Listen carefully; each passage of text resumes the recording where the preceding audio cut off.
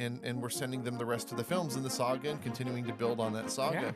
And for all of the audience that's watching that, goes, why isn't it on IMDb or YouTube anymore? Because it's exclusive to Prime now. Yeah. And all of the movies will be that way here once we get to the second one the way they want it, and the third one the way they want it.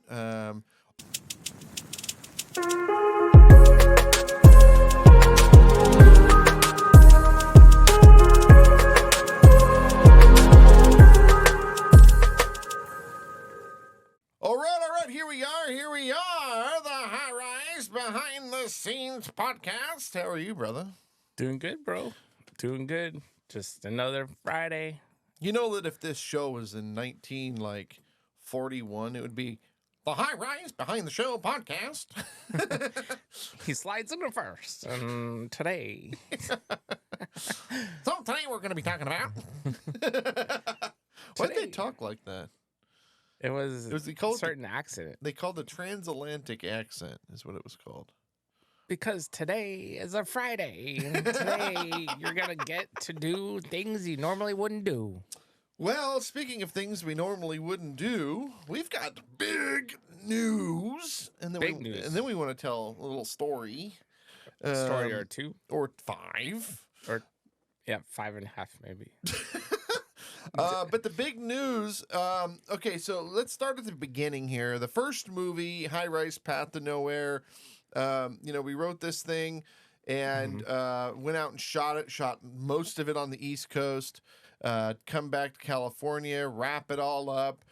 Originally, it was in color, and then one day we said, we should do it in black and white. So we had it in black and white, and then one of the actors got in trouble, and we didn't want to be associated with it. So then we went and find somebody new, and reshot all of those scenes with that one actor, and then re-released the film again.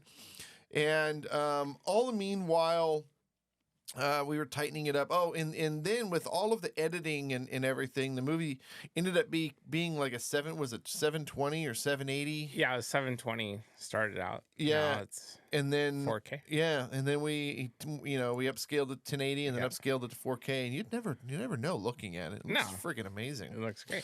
And then then we added some AI to it, kind of cleaned, audio up and the music up and the picture up, and it's really it's definitely morphed into this beautiful, in a sense, masterpiece. Yeah. And then we were talking about 2 years ago, we were talking, should we send it to the streaming platforms? And we want to, but I mean, my God, can you imagine with the movie the way it was? It just wasn't ready. I don't think we were ready. We weren't ready. I was ready at the time. I'm like, dude, let's put it on. Well, yeah, but we weren't ready. Yeah, I mean, business perspective and our skill level and so forth, we weren't there. And then, and then the original movie, we sent it to Apple and made it to Tim Cook. We never did hear back, but probably because it was like the shit version. But looking now.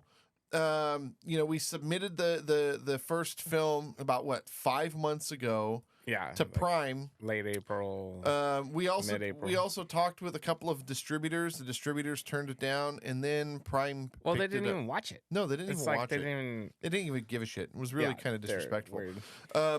And it's mafia. Everything in the mafia is all about respect, and you're going to disrespect me by not even watching my movie when I'm literally paying you to fucking watch the movie. Go to hell. So Prime picked it up. So long story short, we were bought by Prime in a sense. We've got a great agreement with them, and we're sending them the rest of the films in the saga and continuing to build on that saga. And for all of the audience that's watching that, goes, why isn't it on IMDb or YouTube anymore? Because it's exclusive to Prime now. Yeah. And all of the movies will be that way here once we get to the second one the way they want it and the third one the way they want it. All of the movies will be on Prime and will be exclusive to them and will be owned by Amazon in a sense. Yeah. With our books and our movies. And the music. Yep. And yeah. So it's exciting. Yeah, it is. It's exciting. It all started with just us at the doing restaurant video going for clients and stuff, and then ourselves, and we wanted to do like a documentary going to Car Week. Yeah, we talked about that. where We like, can still do that, but Yeah. I want to focus my energy. Really, I want to focus all my energy on No, High Rise. but, like, That's where everything is. we at. were always talking about doing some kind of like Something. shorts or some kind of short films or something, and I'm like, dude, let's make a mafia movie. Well, that's the whole funny thing it is like turned when into you this. called me and said, hey, we were picked up by Prime. It was like, oh, sweet. Yeah. Yeah. And then about maybe 20 minutes later, it sunk in. It's like, dude, I'm driving. we are on Prime. No, but for me, it was different. For me, I'm driving, and it was like that moment when I heard my song City Lights on the radio for the first time, and I'm like, holy shit, I made it, right? Like, wow, my radio show. I remember when the Good Life radio show was airing in Colorado, right? So, I spent a lot of my childhood in Colorado. And we're airing in Denver, and we're, for people that don't know, I'm here in Sacramento, and the Good Life radio show is #1 here in Sacramento, but we had it airing in Seattle, Denver, Miami, and Sacramento. Which Seattle and Miami I've never even been to. So there's this audience listening to my shows, and they don't even know who I am. I've never even been there. Yeah, but I think for me, I was living downtown. I think I was on the 12th floor at the time, looking out in the distance, right? Just like thinking, okay, if I could see Denver from here right now, people are listening to my message, in this foreign, quote unquote, foreign land, right? And that hit so hard. But when we got picked up by Prime, I went, I started tearing up. Like, it was emotional for me. I'm like, I'm not a podcaster. I'm not a YouTuber anymore. I'm not, I'm a movie producer. I'm a movie producer. Yeah. And a music producer and composer and director and like legit, like we made it. Yeah. We have a production company. We have distribution. We're both directors, actors. We have trademarks. I mean, it really is crazy, looking at with studios, looking at what we've done, and we've done this together, and and looking back at all of the other businesses that we've built over the years. I mean, you and me both have hell of a track record of businesses that we've owned, and business partners that have not worked out, and And I think one of the things that you and I do really, really well together is there's this, I hate to say selflessness, because there is a little bit of selfishness, because we have to pay attention to our own interests as well. But in a sense that we're doing this together. So it really is a marriage. Right? I mean, it really, really is. Like, I have to do what's best for the business and what's best for me, but I also have to think about what's best for you. And in the same thing. Yeah. And, it's like, oh, well, we need to order this, or we need to do this, or we need to pay this person, or we need to do this. And there's no selfishness about, like, what needs done. We just get it done. Yeah. And it always, quote unquote, as you say, it always works out. And it does. Yeah. It always works out. It does. It always will. Because it's never done. No. You can't get it wrong. You can't. It's just keeps going. Yeah, whether we want it to or not. That's a really interesting philosophy you told me the other day, and I was just like, "Holy shit!" You're like, you can never get it wrong. I mean, you really can't, because even when it's right, it's still wrong, and even when it's wrong, it's still right. It just depends on your perspective and how you're looking at it. Really interesting. Yeah, it's really, really interesting.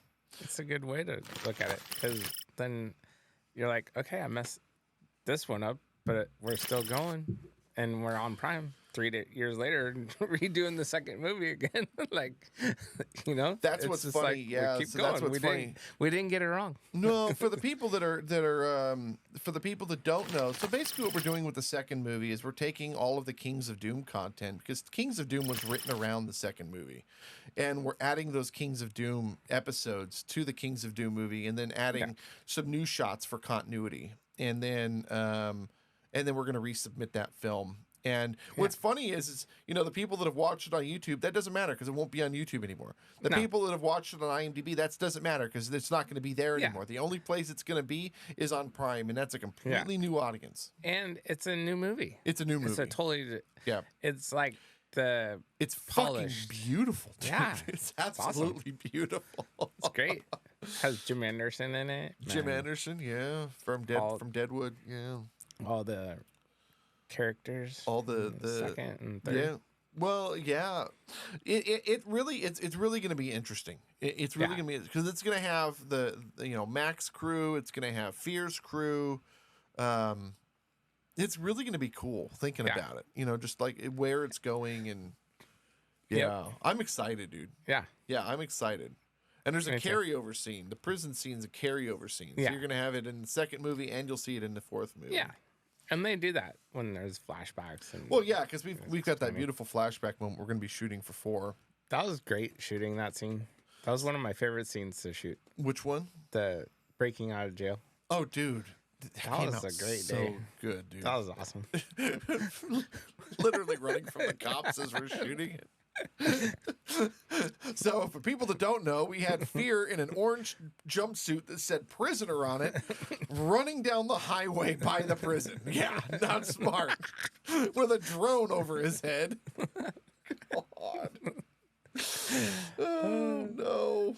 Running into a car in the gas station. No People one were knows. freaking out, dude. It was so fucking funny. We jump in the car, we take off. It's We're like, like, oh "Oh." shit.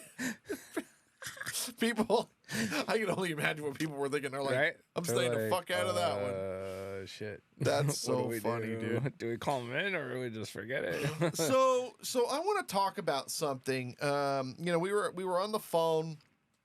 Yeah. We were on the phone prior to coming to shoot today, and we were talking about being comfortable in our own skin and being who we are, and this whole mafia culture thing, and you grew up around this. Well, here's what's funny is you've got the Italian restaurants. Yeah. You go by Matteo. Yeah. I mean, you've kind of got the whole Italian cartel kind of thing in a sense. The whole mafia kind of, it looks like Yeah. it, right? Well, I got like a little backstory. When I was a kid, I thought we were Italian. Until I was like 18 or 19, right? Seriously. Like, my mom is French and English, and then my grandpa was English and Italian, and my great grandpa was in the real mob in Chicago, right? And so I'm thinking, my dad always watched like Godfather movies, Casino, like all of them. And we we watched him a lot. And he even took on that presence of the Godfather because we had like the 7-8 restaurants. And then my brother and his 2 brothers working for us, running them. And then my cousins working for us. And then all my best friends, my brother's best friends, all of us under. It was a family. And he's like, keep it in the family. He always believed that. Like, full That's on, always dude. been my motto. Yeah. So it's like everybody and their sister worked for us all my life, right? So it's always been like the mafia feeling. And then my dad would get pissed if someone would buy a car without him. And like, they didn't talk to me about that or buy a house. What are you talking about? Yeah, like, what do you mean he bought a car? That fucker, disrespect. He's out of the family. Like, That seriously, stupid like my dad would motherfucker. want to fire these people Oh my God. when they, because he could get deals on cars and fleet deals from the restaurants and stuff. Dude, that is so And so he fucking felt hilarious, bro. disrespected Oh, if someone yeah. didn't talk to him about it. I But know it the would take feeling. my dad like 6 months to help him buy this car. Sounds like they he had wanted anger, it sounds that like he had, day, right? Sounds like he had anger management issues. It's an inside joke, folks. Someone told me I have anger management issues today. And you're like, what? I'm like, Are you serious? I'm like, maybe I don't like being walked on or taken advantage of, but I don't feel like I'm one of those people that wouldn't punches through call- walls or anything. Or windshields or car windows or hit a road rage. I've never seen you do road rage or chase one down honking. Like, dude, seriously, if you had anger management, you'd be one of those people. So yesterday I'm driving to go deal with this bullshit. So I'm going over to Starbucks to go shoot this thing, and this car comes over 2 lanes. But there's this Corvette that's street racing. Right. It's some fucking punk ass in a suit. He was probably my age, mid-40s. Yeah. But this car comes over with no blinker and cuts Yeah. him off, and the guy's honking. You know, and he's like, he's just having a complete fit in his Corvette. I'm thinking to myself, like, little man syndrome much? So I pull up next to him, I roll my window down, I go, if you weren't driving like an asshole, you probably wouldn't have almost rear-ended that guy. So it's not anger management. It's just more of a sarcastic, you could be smart ass. People could take that. Good. But I don't what know, did you say to the kid in the truck at Target? The tornado. So, right after the Twister movie, you know, all the kids are all dressing up in their favorite, you know, redneck clothes. Yeah. It's kind of a racist. I think that's kind of a racist term. I don't know if we should have that. Who gives a shit? Redneck? So yeah, people are sensitive now. Or the mafia. Anyway, so we don't mean it in a bad way. It's just the stereotype. Like they're sitting in an old truck, he's sitting listening in the bed of this old Dodge Ram, listening to country music with his cowboy hat and his shit kickers and the whole thing. Right? I don't know. Yeah, and he had some like, you know, hot blonde chick sitting next to him and the whole thing. And I roll up in my Mercedes and I roll the window down. I'm all, ain't one of y'all seen a tornado around here? They started laughing so fucking hard. That's hilarious. I mean, that's not anger management. That's comic, dude. Yeah, that's comedy. Yeah, that is comedy. You're just trying to do your thing. You know, I don't like it. I don't like it when people bring their problems onto me. Right. You know, and I think that's a matter of standing your ground. I don't think that's a matter of being a dick. I think in any business, as a business professional, especially, you know, where we're going with things, there's an importance of time. Yeah. Right. It's like the guy who says, well, why would I buy a private jet? It costs so much money. But if it becomes valuable for you to be able to get from one side of the planet or country to the other in order for you to operate your business efficiently and effectively and profitably, then it makes sense. And it's the same thing with our time. You know, as a business owner, as building, you know, we're not just filmmakers and comics. You know, we're building you have to build a company. Yeah. You know, JRQ TV is a licensed trademark of Jon Robert Quinn Television, which stems from all of the stuff I've done, from music to movies to books to television to documentaries I've produced, and all. You know, when we have somebody that comes in the door, a client that comes in the door that wants work done, and it's not efficient, it's not effective, and it's just really a pure form of laziness, I don't want to work with that person. Right. And you know, our client is a great client. She's wonderful. She's a great client. But the client that she was working with that stemmed the issues onto me, I told her straight up, I don't want to work with that client. I don't like laziness. Right. And you know, I know this kind of got serious. We kind of got away from it, but I mean, we are business people. Right. You know, when you look at Ben Affleck and Matt Damon building equity artists, you know, they're going to work every day in a suit. They're business people. This is a business. Yeah. You know? Well, you're providing jobs. You're producing for the economy. You're providing entertainment for people that may have it. It's a product. Absolutely, it's a they're going to product. see this and see a scene that they could relate to or a character they relate to. But it also allows it you could to pull them out of their head. Yeah, but it also, from a business perspective, the people that are wanting to come into the circle, right? Yeah. They want to, you know, they want to be a part of the family, quote unquote, and they want to, you know, work with us. There's got to be this level of expectation that, you know, we don't tolerate time wasting. Right. You know, we don't waste time. If we want to waste time, we're on vacation, right? But when we're at work. It's a completely different thing. Well, and just a note on that, like, Gemini Media is getting trademarked also, and we took on trademarked. Yeah, we're trademarked, but we took on. We started getting bigger clients this year, like Samsung and Mitsubishi and Reaver. We can't be working with.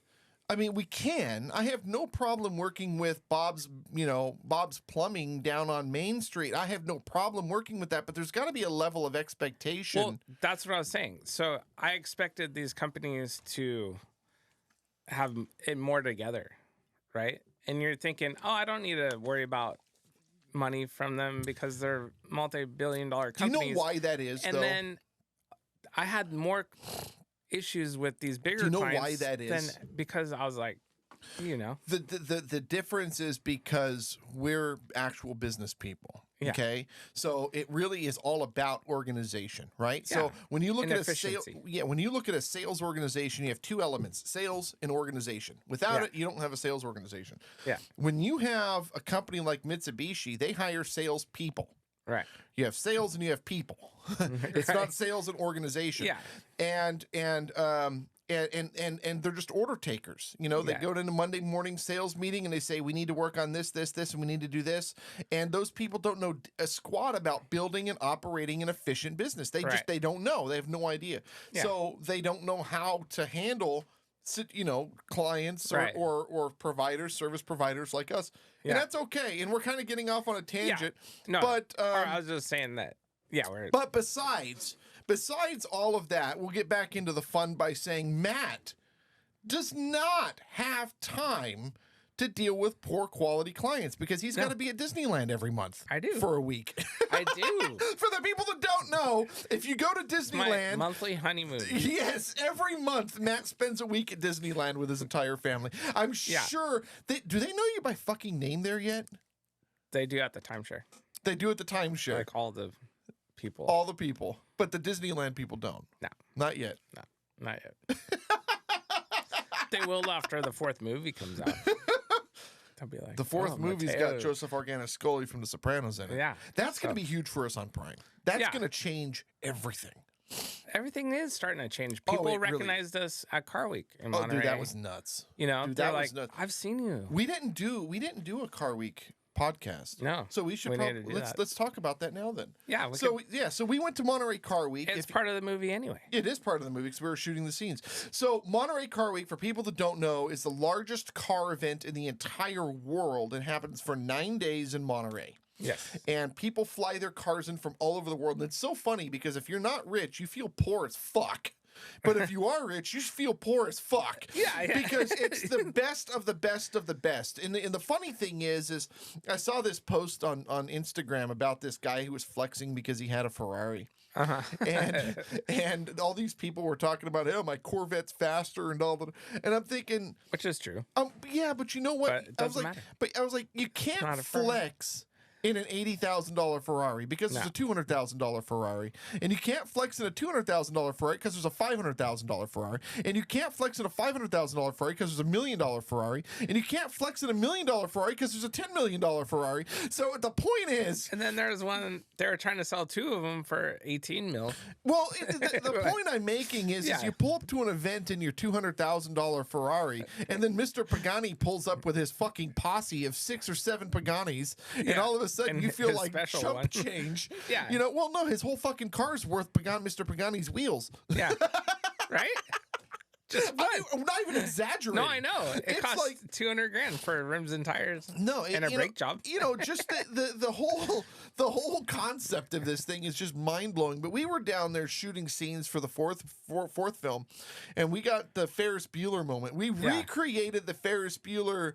We Yeah. recreated that whole sequence. Yeah. For the That was movie. It's awesome. fucking beautiful. I love it. I love it. I'm so excited to bring this movie out. Yeah. I'm so excited for it. Yeah. That's going to be great. It was just so much fun. And But yeah, we go to Gooding and Co. yeah. We go to Gooding and Co. And this is the caveat. This is what's so fucking crazy. Is we go to Gooding and Co., which is one of the largest, most beautiful, right on Pebble extravagant, extravagant auctions in the world. And they do this auction in like, you know, London and, you know, all these beautiful places. And we go there and we get up to the front desk and the lady goes, Matt, you're Matt. You're John. Oh my gosh, Matt and Quinn are here. Yeah. I'm like, holy shit, you know us. Yeah. Like, now, I did think about it. It might be because our names were on the little computer kiosk that we signed in on, and they made everybody feel that way. But the point is, I didn't see him make the other guys in front of us feel that I way. didn't see that either. But then those other people walked up to us and said, hey, we watch you guys on YouTube. Yeah. And we were like, fuck yes. Right? Right? And these are like rich people. These are like, well, Like I mean, people- we're rich people, but no, these motherfuckers are spending $10 million on cars. Yeah. These motherfuckers are watching our shit and going, these guys are building movies. Yeah. there might be some money in that for us. Yeah. The other thing that's interesting about the fourth film is that when you watch Ferris Bueller, John Hughes film. John Hughes made Planes, Trains, and Automobiles, the Home Alone movies, Ferris Bueller, lots of great movies in the 80s. And I think he did Breakfast Club too. Yeah. Excellent fucking movies in the 80s. But he used fake Ferraris. Yeah. And we used a real $16 million Ferrari for our scene. Yeah. And real gold wings. And real gold wings, yes. Dude, fucking awesome. This and then we saw every car in the world. Oh, like, dude, we saw every fucking car. Sitting there, we saw the six-wheel dude, Mercedes. Those are over $1 million. Those debuted there. Those are Dubai cars. Yeah. No, they flow those fuckers in. Yeah, and the Defender. Dude, nuts. Just all that stuff. Nuts. And then we saw the new Bentley that's made to look old, but it's actually new. Which one was that? With the girl driving on the 17-mile drive. That was an old Bentley. No, it was new. Are you fucking It's serious? brand new. It's 2024, made to look old.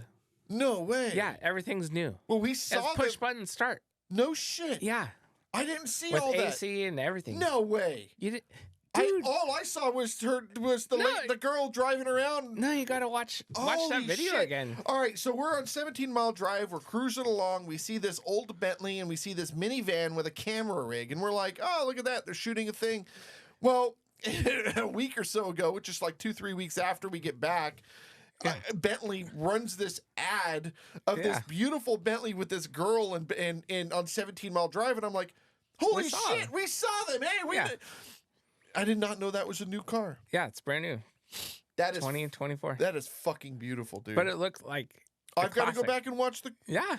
I don't believe you until I watch it. No, that is cool. So I was like, cool, damn. dude. And I saw another thing like that after that when I was scrolling up. Another thing, they made another car look old. So is this where cars are going? They're remaking it just like dude, movies. That is fucking awesome. No, well, what I did see was they're taking the old Mercedes like Pagodas and shit, and they're making them electric now. Yeah, and they're taking DeLoreans and making them electric, and they're taking the 300 SL Gullwings. Oh yeah, and they're rebodying them on top of the old SLKs. Oh. So it's got all the, creature comforts, but it's a fucking Gullwing. And I'm like, no, that is cool. If I could have a Gullwing with an SLK interior, because that was a perfect interior. Yeah. Dude, that would be a dream car, bro. That would be awesome. Holy shit. I'd be in love with that guy. Oh, no, seriously, I'd drive dude. The shit out of it. Drive the shit out of that 500,000 miles. The fucking Gullwing with AC, like, I am in. Now, you need AC out here in California. Yeah, you do. No, but Monterey Car Week was just fucking... And the Mercedes C1000. Okay, so we're driving along. If you remember in the third movie, when Mateo has the watch, the Michael Kors watch, and he goes, "What the hell is that piece of shit or this piece of shit? What the hell is this fucking?" So that was from. So that was like a reference from the Tales of the Crypt with Joe Pesci, I think was it. So, and he looks at the house and he goes, "What the fuck is that piece of shit?" So we're on 17-mile drive and I see this just fucking hideous something in the distance. And I'm like, "What the fuck is this piece of shit?"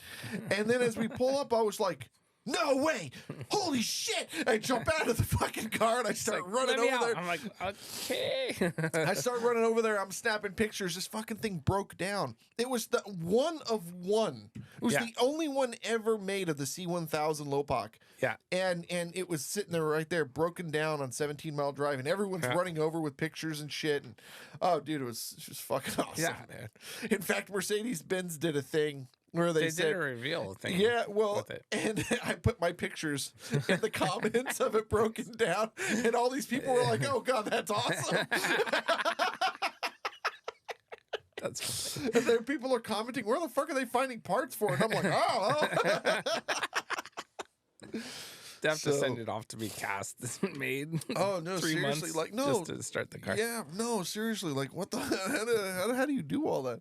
But no, I'm excited for where things are going. It's really exciting. I feel like I'm at the height of my career, even though we did so well with radio back in the days. And, looking at where we're going with things, I feel like we're just at the beginning, even though I'm 25 years into this journey. Right. I feel like I'm just at the beginning, and I'm excited to see what comes, where things go. Yeah, me too. I'm excited just to follow our journey and keep going. Keep making these movies. Yeah. So before we get out of here, we'll kind of give people an update on where we're at. So the first movie is up on Prime. Second movie and third movie we're reworking right now to resubmit to Prime. Fourth movie we're shooting right now with Joseph Organiscoli.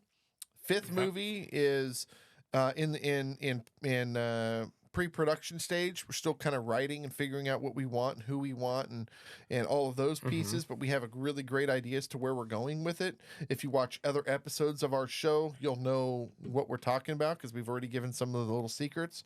And then we're talking about doing a Kings of Doom film, taking all of the Kings of Doom series footage from YouTube, in a sense, and combining that and maybe shooting a little bit of this, a little bit of that to help tell that story, but putting that into its own film, and that'll be on Prime hopefully as well next year, maybe mid next year.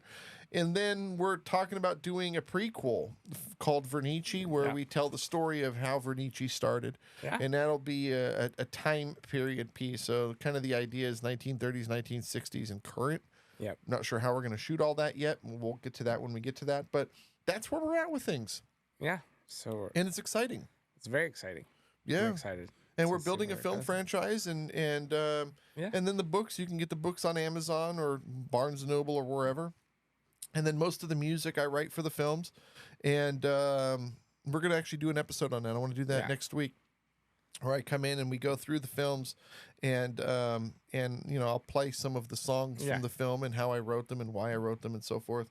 And show the world that I actually can play the guitar. It's I'm actually writing these pieces, composing these pieces of music. Yeah.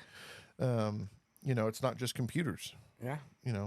So no, it's exciting, dude. It's really, really cool. Yeah. And you can get all the music, all of the High Rise music is available on Spotify, iHeart, Amazon, Apple Music, and so forth. So and YouTube Play. It's everywhere. I mean, everywhere that music is. It's on Deezer. It's on Pandora. It's everywhere. Yeah. So, other than that, anything else we want to add?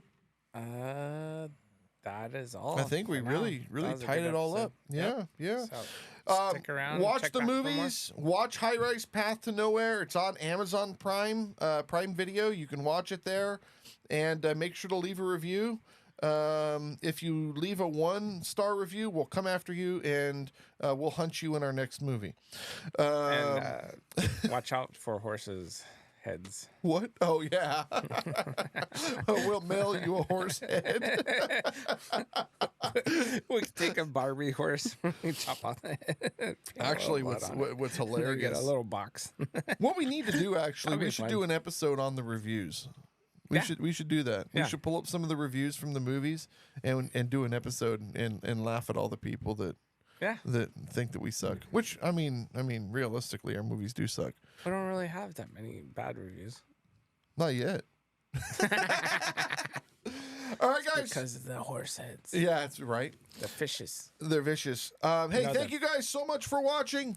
We will see you all next time, and make sure to watch us on Prime. See you around. Bye-bye. Later.